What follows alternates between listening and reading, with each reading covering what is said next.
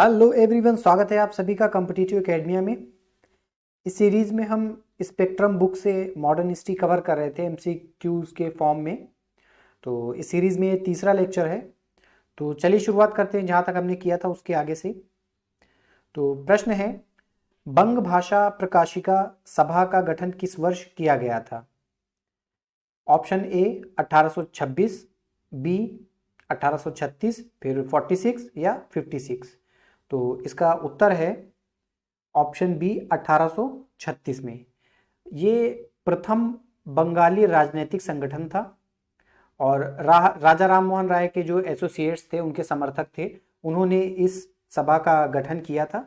इसका काम क्या था? बंगाली शिक्षा को प्रोत्साहित करना। कलकत्ता में इसकी स्थापना की गई थी। अगला प्रश्न है, ईस्ट इंडिया एसोसिएशन की स्थापना किसके द्वारा की गई थी?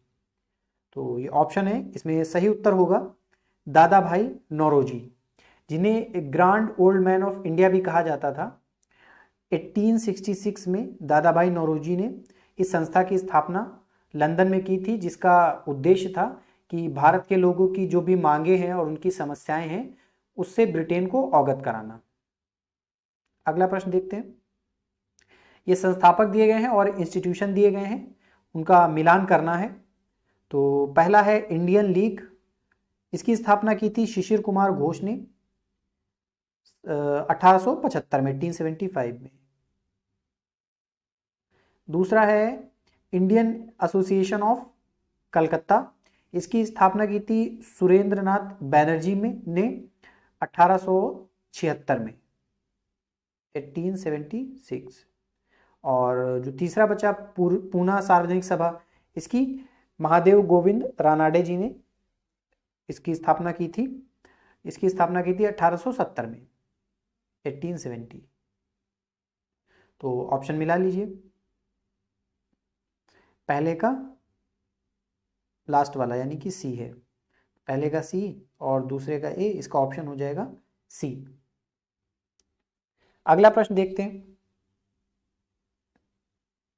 बॉम्बे प्रेसिडेंसी एसोसिएशन किसके द्वारा शुरू किया गया था या किनके द्वारा शुरू किया गया था?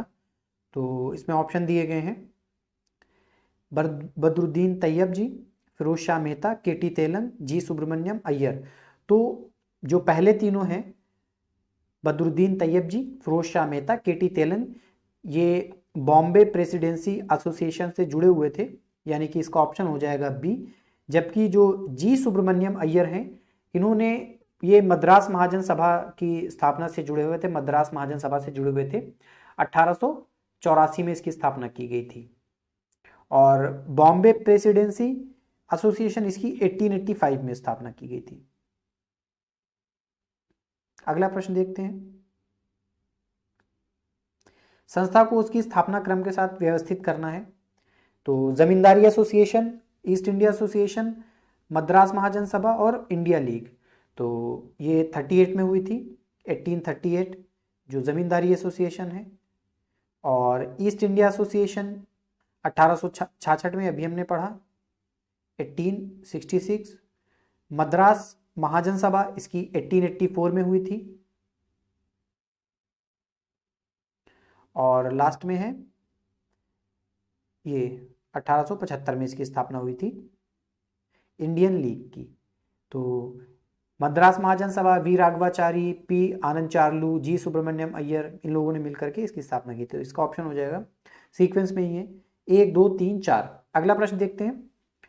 आईएनसी के पहले सत्र की अध्यक्षता किसके द्वारा की गई थी? आईएनसी, इंडियन नेशनल कांग्रेस का जो पहला अधिवेशन हुआ था, उसकी अध्यक्षता व्योमेश चंद्र बैनर्जी के द्वारा की गई थी।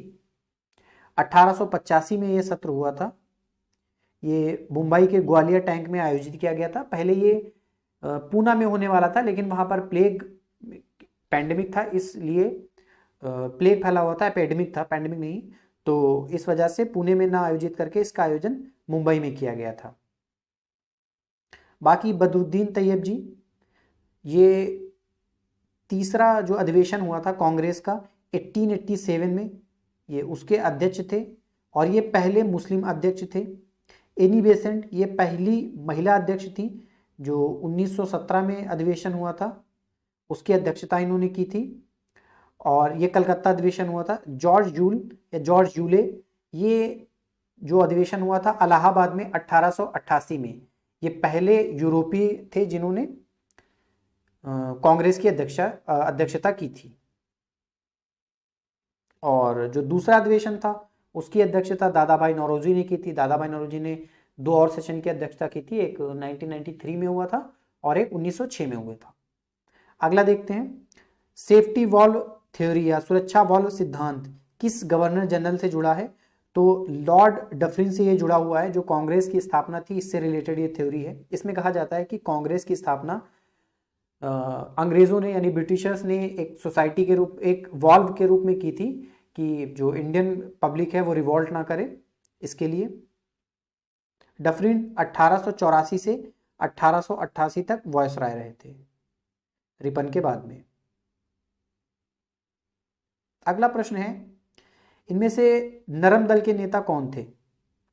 तो बहुत फेमस है कि लाल, बाल और पाल, यानी लाला लाजपत राय, बाल गंगाधर तिलक और विपिन चंद्र पाल, ये 3 लोग गरम दल के नेता थे। तो ये ऑप्शन नहीं होगा। तो पहले जो तीनों बचते हैं, फिरोज शाह मेहता, एस.एन. बैनर्जी, दादा भाई नौरोजी, ये लोग नरम दल के नेता थे। अगला प्रश्न देखते हैं, स्वदेशी आंदोलन की घोषणा कब हुई थी? तो इसका उत्तर होगा ए 7 अगस्त 1905।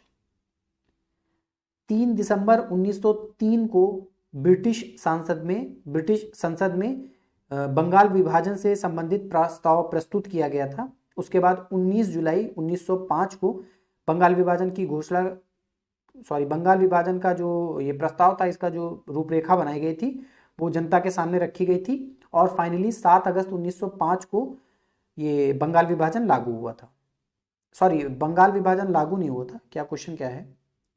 स्वदेशी आंदोलन की घोषणा तो 7 अगस्त 1905 को कासिम बाजार के जो राजा थे मणिन चंद्र, इनकी अध्यक्षता में कलकत्ता के टाउन हॉल में एक सभा का आयोजन किया गया था, जहां पर स्वदेशी आंदोलन की घोषणा की गई थी। बंगाल विभाजन 16 अक्टूबर 1905 को लागू हुआ था, इस दिन इसकी घोषणा की गई थी। अगला है, कांग्रेस सत्र को उसके अध्यक्षों के साथ मिलान करना है। दादा भाई नौरोजी, अभी हमने ऊपर डिस्कस किया, कलकत्ता अधिवेशन 1906। गोपाल कृष्ण गोखले 1905 में बनारस अधिवेशन 1906, ये 1905। अंबिका चरण मजूमदार 1916, जिसमें गरम दल नरम दल दोनों साथ में आए थे। इसके अलावा जो मुस्लिम लीग थी और कांग्रेस, वो भी साथ में आए थे। और अबुल कलाम आज़ाद, ये दिल्ली अधिवेशन 1923 में हुआ था ये। इसके अलावा 1923 में एक दूसरा भी अधिवेशन हुआ था, ये काकीनाडा में हुआ था मोहम्मद अली की अध्यक्षता में। और अबुल कलाम आज़ाद का जो फेमस अधिवेशन 1940 में रामगढ़ अधिवेशन हुआ था, उसके बाद 5 साल तक कोई अधिवेशन नहीं हुआ था। 1946 में अगला अधिवेशन हुआ था, तब तक ये कांग्रेस के अध्यक्ष रहे थे। तो सबसे लंबे समय तक ये कांग्रेस के अध्यक्ष रहे हैं आज़ादी से पहले, या अगर इंडियन नेशनल मूवमेंट के कॉन्टेक्स्ट में देखें तो इसका ऑप्शन होगा, देख लीजिए। अगला प्रश्न देखते हैं, बंगाल विभाजन किस वर्ष रद्द किया गया था? तो 1911 में दिल्ली दरबार का आयोजन किया गया था। इस समय लॉर्ड हार्डिंग 10 से 16 तक जो वायसराय रहे, ये वायसराय थे। 1910 से 16 तक ये वायसराय रहे, ये वायसराय थे। और जॉर्ज फिफ्थ और रानी विलियम ये आई थी, जो ये 1911 में दिल्ली दरबार का आयोजन किया गया था। इसी टाइम पे बंगाल विभाजन एक तो रद्द किया गया था, दूसरा ये भी घोषणा की गई थी कि अब से दिल्ली राजधानी होगा। तो 1912 में दिल्ली में राजधानी शिफ्ट हो गई थी। और जो यूनाइटेड बंगाल बना था, यानी कि पूर्वी बंगाल और पश्चिमी बंगाल का जो विभाजन था उसका रद्द करके जो एकीकृत बंगाल बना था, उसके जो पहले गवर्नर जनरल बने थे वो कारमाइल बने थे। सूरत विभाजन बहुत फेमस है, आपको पता ही होगा, ये 1907 में हुआ था। और इसमें जो गरम दल और नरम दल थे ये दोनों अलग हो गए थे। 1907 में सूरत विभाजन हुआ था और इसकी अध्यक्षता की थी रास बिहारी बोस ने। इसमें हुआ क्या था कि जो सूरत में इसका अधिवेशन होना था, तो तिलक तो वहां पर अध्यक्ष नहीं बन सकते थे क्योंकि वो वहीं के थे, तो लाल लाजपत राय को जो नरम दल वाले थे वो अध्यक्ष बनाना चाहते थे, जबकि जो गरम दल वाले थे वो रासबिहारी बोस को बनाना चाहते थे। फाइनली रासबिहारी बोस अध्यक्ष बने थे और आपस में मतभेद हुआ और विभाजन हुआ था, पहला विभाजन ये। अगला प्रश्न देखते हैं, 1906 की शिमला प्रतिनियुक्ति या शिमला डेप्यूटेशन, इसका नेतृत्व किसके द्वारा किया गया था? तो इसका नेतृत्व आगा खां के द्वारा किया गया था। आगा खां मिंटो से मिले थे जो उस समय वायसराय थे। इन्होंने मांग की थी सेपरेट इलेक्टोरेट की। फाइनली जो माल्य मिंटो सुधार हुआ था उसमें लागू भी हुआ था ये। अगला प्रश्न है कि मुस्लिम लीग का गठन किसके द्वारा किया गया था? ये प्रश्न बहुत बार पूछा जाता है कि मुस्लिम लीग का गठन किसके द्वारा किया गया था, या फिर मोहम्मद अली जिन्ना मुस्लिम लीग के गठन से संबंधित थे या नहीं थे। तो इसमें सबसे पहला ये आपको याद रखना है कि मोहम्मद अली जिन्ना मुस्लिम लीग से संबंधित नहीं थे शुरू में, यानी कि उसके गठन से संबंधित नहीं थे, बाद में तो बहुत एक्टिव उसके सदस्य रहे। तो इसका गठन किया गया था ढाका के नवाब सलीमुल्लाह। इसके अलावा इनके साथ और भी लोग थे, मोहसिनुल मुल्क, वकारुल मुल्क। ये 30 दिसंबर 1906 को इसकी स्थापना की गई थी, डी कैपिटल में हुआ। 1906 में इसकी स्थापना की गई थी और इसका जो पहला अधिवेशन था 1907 में कराची में हुआ था। इसका जो पहले हेडक्वार्टर बनाया गया था वो अलीगढ़ में बनाया गया था, बाद में इसको शिफ्ट कर दिया गया था लखनऊ में। अगला प्रश्न देखते हैं, निम्नलिखित में से किसको भारतीय अशांति का जनक कहा गया था? बाल गंगाधर तिलक को इंडिया अनरेस्ट एक पुस्तक है वैलेंटाइन शिरोल की, उन्होंने बाल गंगाधर तिलक को भारतीय शांति का जनक कहा है। बाद में इससे रिलेटेड कुछ केस भी हुआ था, तो ये लड़ने के लिए लंदन गए थे। अगला प्रश्न देखते हैं, कलकत्ता में अनुशीलन समिति किसके द्वारा स्थापित की गई थी? तो अनुशीलन समिति जो कलकत्ता में स्थापित की गई थी वो प्रमोद मित्र के द्वारा की गई थी, जबकि जो मिदनापुर में की गई थी वो ज्ञानेंद्र बसु के द्वारा की गई थी। तो कलकत्ता में 1902 में अनुशीलन समिति प्रमोद मित्र के द्वारा स्थापित की गई थी। और कादम्बनी गांगुली, ये भी प्रश्न कई बार आया है, ये भारत की पहली महिला ग्रेजुएट थी, कैलकाटा यूनिवर्सिटी से इन्होंने ग्रेजुएशन किया था। आगे देखते हैं, अलीपुर षड्यंत्र केस ये किससे जुड़ा हुआ है? तो अरविंद घोष और बारिंद्र घोष। बंगाल के अलीपुर में एक बम बनाने की फैक्ट्री थी, तो उससे ये रिलेटेड है, उसको बस्ट किया था उसको, यानी वहां पर जो भी उसमें लोग संबंधित थे उनको गिरफ्तार किया गया था। यही अलीपुर षड्यंत्र केस है। जबकि जो प्रफुल्ल चंद्र चाकी और खुदीराम बोस, ये दोनों जो हैं इनको 1908 में किंग फोर्ड इनको मारने की कोशिश की थी उन लोगों ने 1908 में मुजफ्फरपुर में। तो मुजफ्फरपुर बम कांड भी इसको कहीं कहीं पर लिखा मिलता है, ये उससे संबंधित है।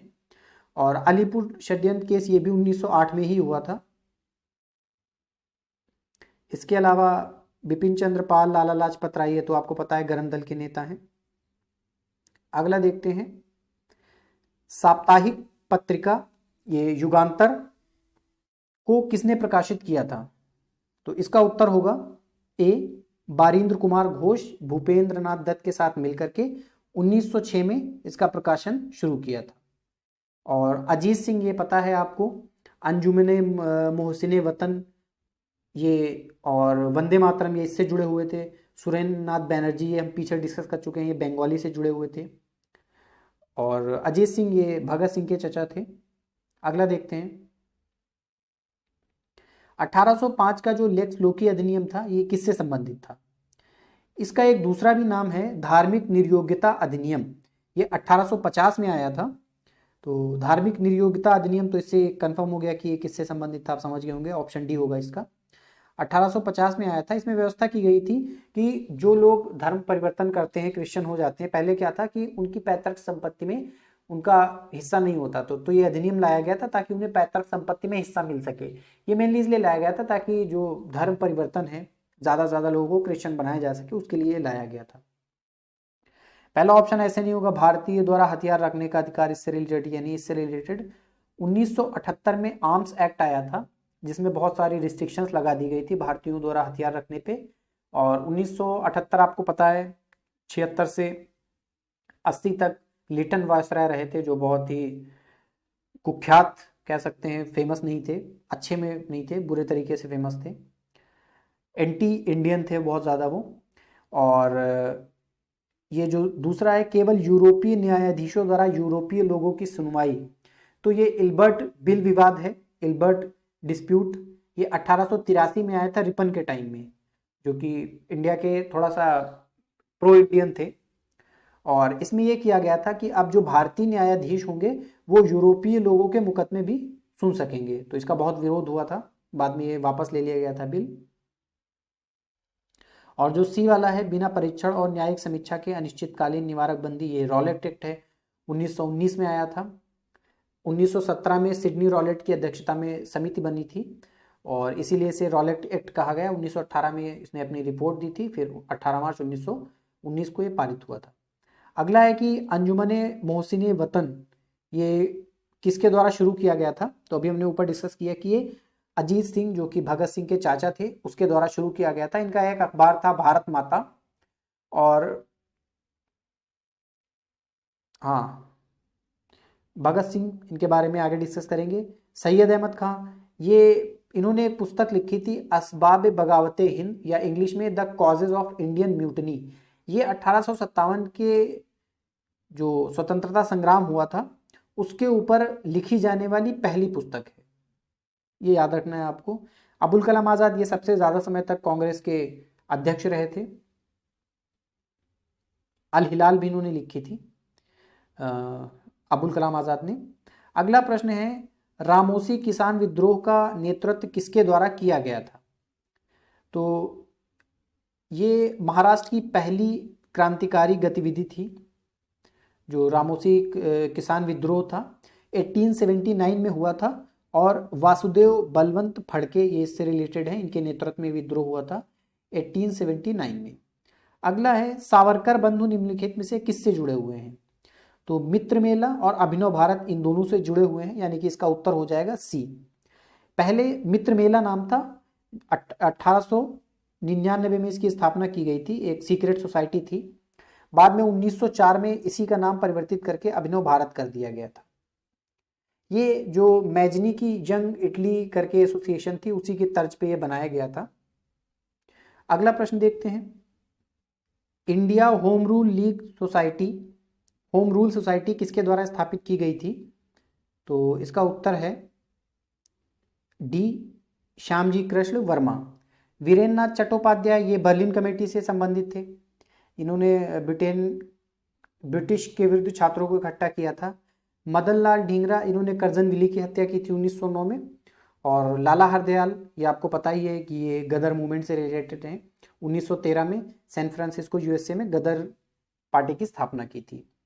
अगला प्रश्न है, गदर पार्टी निम्नलिखित में से किसके किनके द्वारा स्थापित की गई थी? तो इसका उत्तर होगा, ये चारों लोग इसमें संबंधित थे इससे, सी। और इसके अलावा भी और लोग थे, ये बरकतुल्ला, रामचंद्र, ये सब लोग थे। 1913 में इसकी स्थापना की गई थी।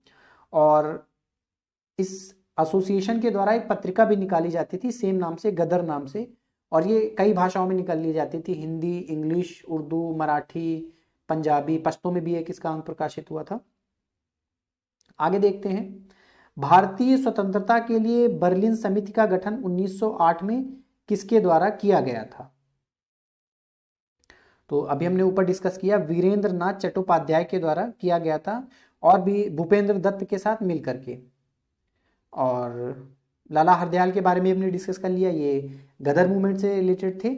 जो और ये चिश्ती खान और जो दाऊद खान है, एक छोटा सा विद्रोह हुआ था सिंगापुर में, ये भी इंडिया से ही रिलेटेड है, इंडियन फ्रीडम से ही, 1915 में, ये उससे रिलेटेड थे।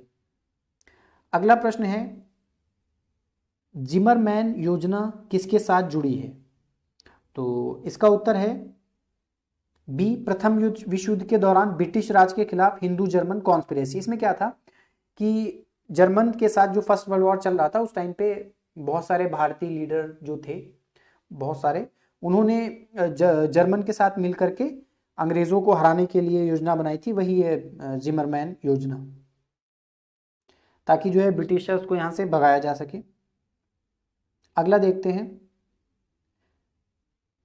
बराह डकैती, इसका आयोजन ढाका अनुशीलन द्वारा किया गया था, जो कि संबंधित है। तो बताना है कि ढाका अनुशीलन ये किससे संबंधित है। तो ये पुलिनदास इससे संबंधित है, और जो बाकी ऊपर वाले 3 हैं ये जो दिल्ली षड्यंत्र केस हुआ था 1912 में, उससे रिलेटेड है। पूना के जो प्लेग कमिश्नर आयस्ट और रैंड थे, इनकी हत्या किसके द्वारा की गई थी।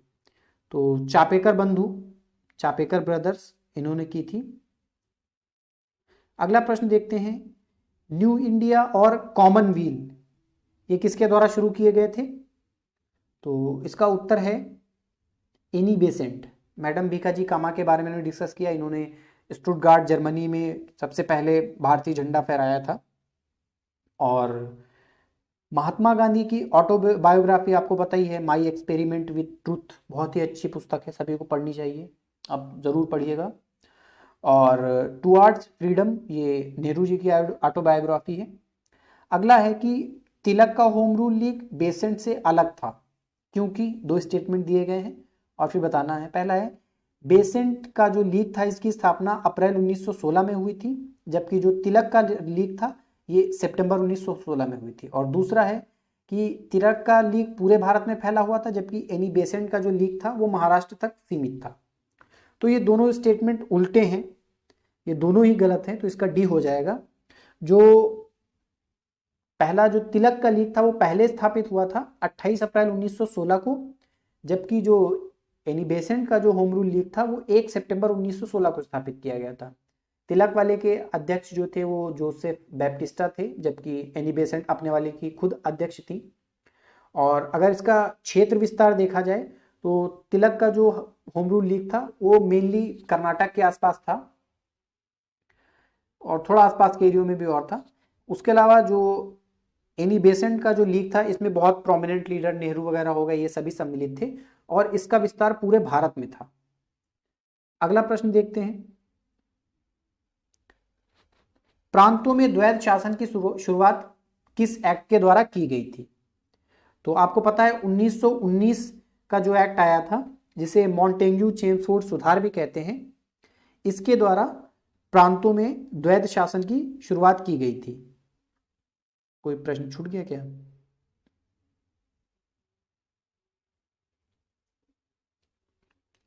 मार्ले मिंटो सुधार ये 1909 में आया था, जिसने सबसे पहले जो सांप्रदायिक निर्वाचन प्रणाली थी वो लेकर के आया था।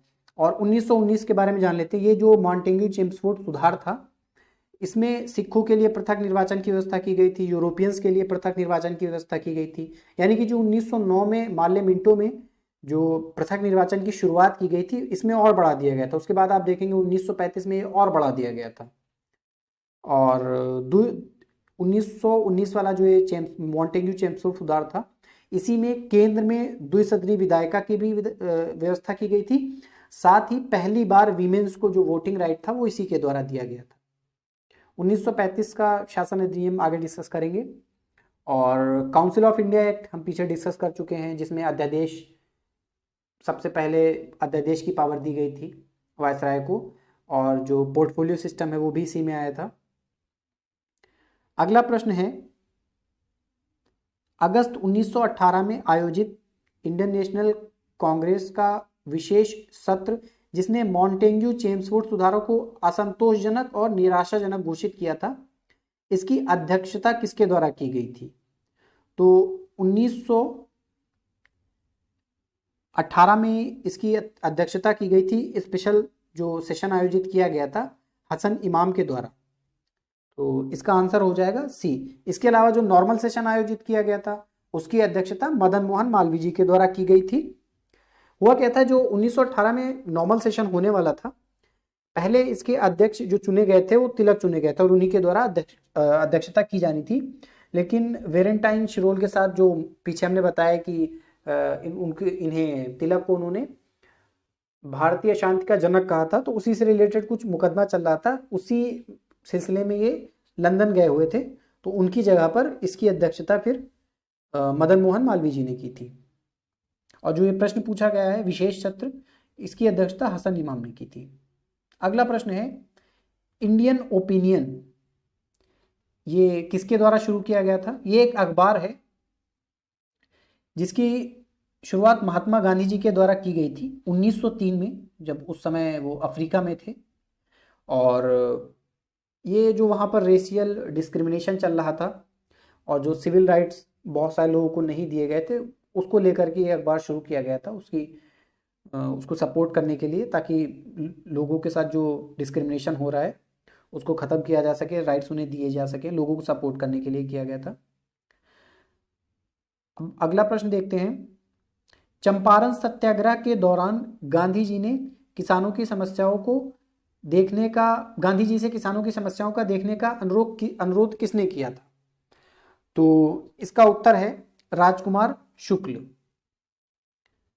ये चंपारण सत्याग्रह जो था, वहां पर जो किसान थे उनसे उनके 3/20वें भाग पर नील की खेती जबरदस्ती कराई जा रही थी। नील बहुत सस्ता हो गया था उस टाइम पे, जो ये आर्टिफिशियल नील है वो आ गया था मार्केट में, वो उसकी वैल्यू ज़्यादा थी, ज़्यादा क्वालिटी भी अच्छी थी। तो इसके दम पर, इसके बेसिस के ऊपर कि आप नील की खेती करो, इसको लेकर के अंग्रेज जो थे वहाँ के किसानों का बहुत शोषण करते थे। तो राजकुमार शुक्ल ने जो 1916 का अधिवेशन हुआ था लखनऊ में, वहाँ पर गांधी जी भी मौजूद थे, वहीं पर ये जो राजकुमार शुक्ल हैं गांधी जी से मिले और उन्हें इनवाइट किया कि आप आए चंपारण, किसानों की जो समस्याएं हैं उनको देखें। फाइनली वहाँ पर गांधी जी गए और ये सफल रहा था। इसी के बाद गांधी जी को रविन्द्रनाथ टैगोर ने महात्मा की उपाधि दी थी।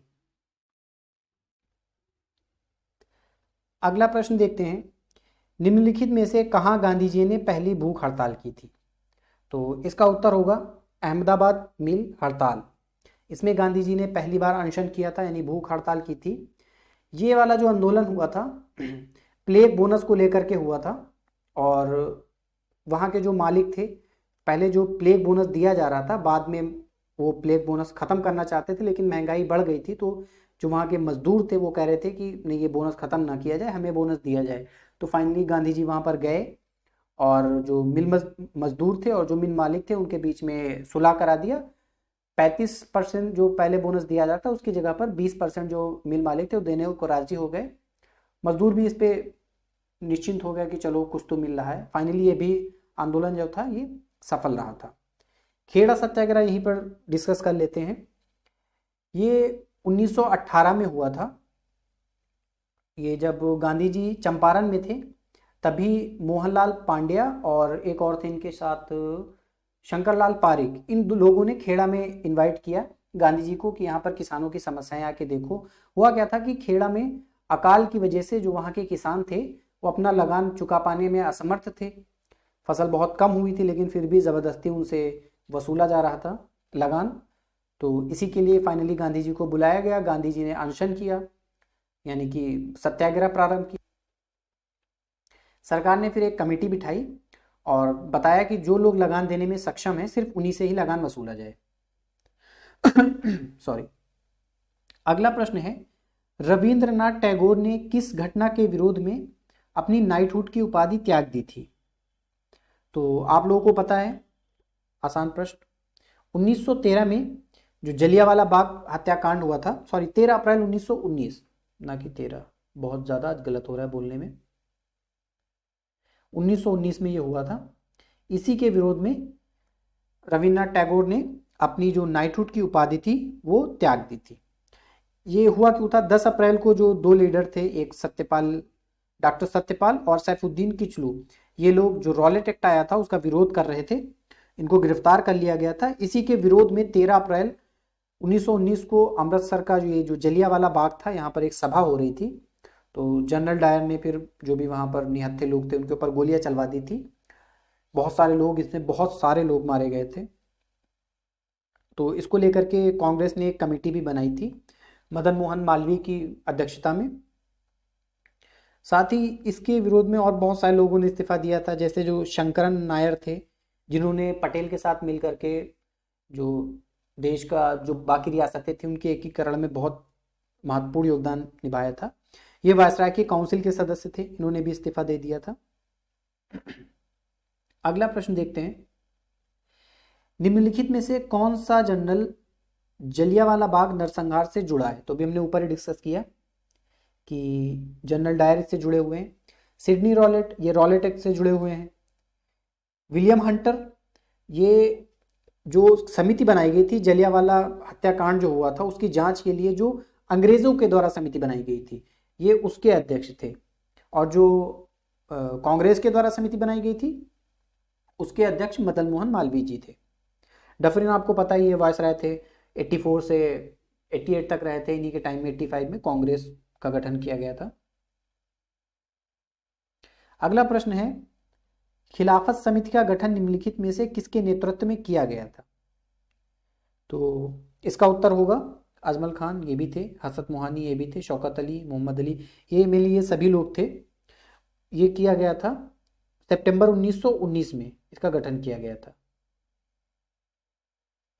फर्स्ट वर्ल्ड वॉर में आपको पता है कि अंग्रेजों ने भारतीयों का साथ, फाइनली गांधी जी ने बोला था कि हाँ अंग्रेजों का साथ देंगे, फाइनली उन लोगों ने दिया था। तो इसमें जो मुस्लिम लीग या मुस्लिम लीडर्स थे, उनको ऐसा लगता था कि टर्किश जो था अगेंस्ट में था, फर्स्ट वर्ल्ड वॉर में ब्रिटेन के दूसरे धड़े में था, तो उसके साथ अच्छा व्यवहार करेंगे।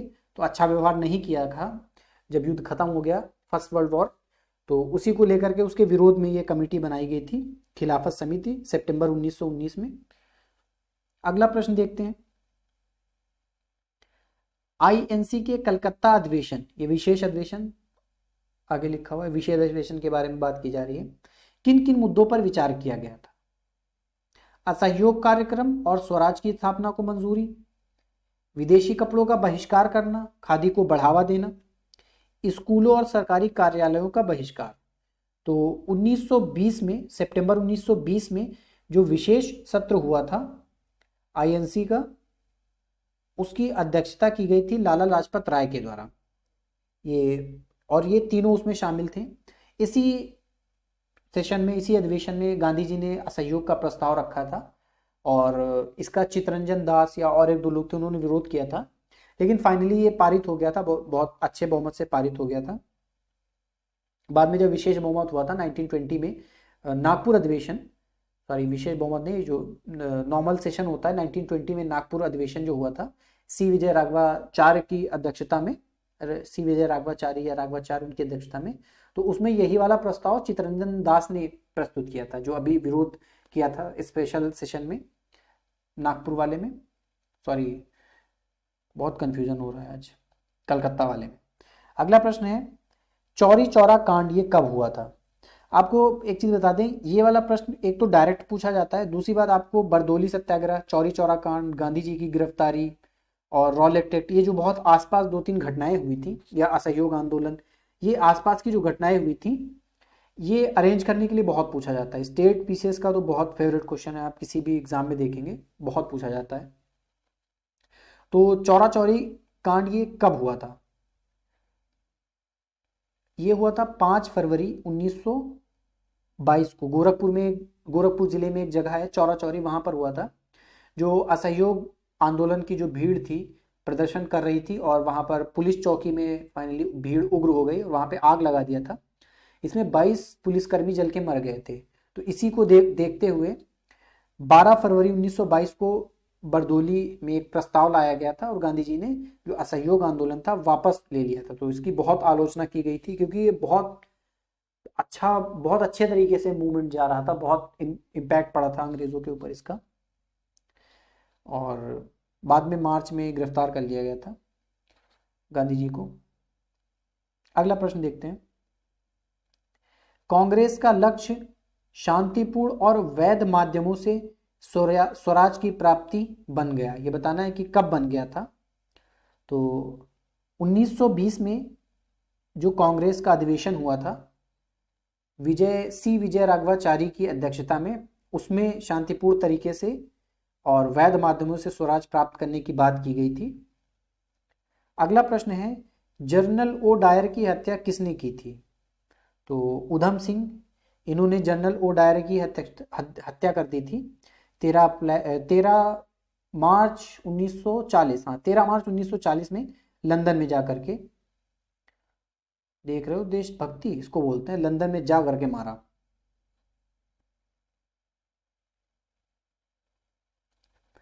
अगला है 143, कांग्रेस खिलाफत स्वराज पार्टी का गठन किसके द्वारा किया गया था? मोतीलाल नेहरू, सीआर दास, राजगोपालाचारी, वल्लभ भाई पटेल। तो इसका गठन किया गया था मोतीलाल नेहरू और सीआर दास के द्वारा, यानी कि इसका उत्तर होगा ए। ये जब असहयोग आंदोलन रोक दिया गया तो उसके बाद गांधी जी गिरफ्तार कर लिए गए। तो ये आया कि अब आगे की जो प्रक्रिया है वो कैसे होगी। तो कुछ लोग कह रहे थे कि जो परिवर्तन विरोधी और जो परिवर्तन चाहते थे, तो जो परिवर्तन चाहते थे वो कह रहे थे कि अब आगे वाले इलेक्शन में हम सपोर्ट करेंगे, पार्टिसिपेट करेंगे और सरकार के बीच में जा करके स्वतंत्रता दिलाने की कोशिश करेंगे। जबकि जो परिवर्तन विरोधी थे वो कह रहे थे कि जो गांधी जी ने बताया है कि जो भी प्रोडक्टिव वर्क्स हैं वही करेंगे हम। तो बाद में जब डिस्प्यूट हुआ तो आगे चल के मोतीलाल नेहरू और सीआर दास इन लोगों ने मिल करके ये 1922 में गया अधिवेशन हुआ, जनवरी 1923 में गठन किया था, जनवरी 1923 ये कांग्रेस खिलाफत स्वराज पार्टी का गठन किया था। 1922 का जो अधिवेशन हुआ था, गया अधिवेशन, इसकी अध्यक्षता चित्तरंजन दास ने की थी। वहां पर चुनाव में पार्टिसिपेशन को लेकर के एक प्रस्ताव लाया गया था और उसे खारिज कर दिया गया था। तो ये लोग उससे, सीआर दास ने उसके अध्यक्ष पद से इस्तीफा दे दिया और मोतीलाल नेहरू और सीआर दास इन लोगों ने मिल करके जनवरी 1923 में इलाहाबाद में इसका गठन किया था। इसके अध्यक्ष बने थे सीआर दास, यानी कि चित्तरंजन दास देशबंधु इनका उपनाम था, और सचिव इसके बने थे मोतीलाल नेहरू। अगला प्रश्न है 1923 के सेंट्रल लेजिस्लेटिव असेंबली के चुनाव में विपक्ष का नेता कौन बना था? तो कांग्रेस, ये इसमें मोतीलाल नेहरू विपक्ष के नेता बने थे। अगला प्रश्न है निम्नलिखित में से कौन केंद्रीय विधानसभा का अध्यक्ष बनने वाला प्रथम भारतीय था? तो 1925 में विट्ठल भाई जे पटेल ये केंद्रीय विधानसभा अध्यक्ष बनने वाले पहले भारतीय थे।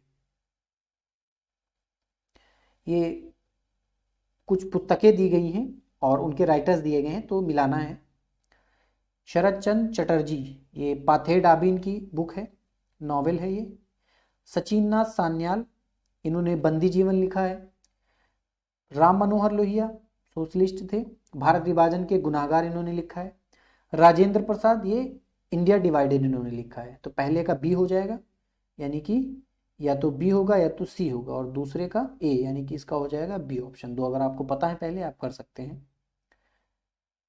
अगला देखते हैं, हिंदुस्तान रिपब्लिक एसोसिएशन HRA, इसका गठन किसके द्वारा किया गया था? तो 1 2 3, तो पहले के जो 3 हैं ये संबंधित हैं, राम प्रसाद बिस्मिल, जोगेश चंद्र चटर्जी, सचिन सान्याल। इसका गठन हुआ था अक्टूबर 1924 में कानपुर में हुआ था।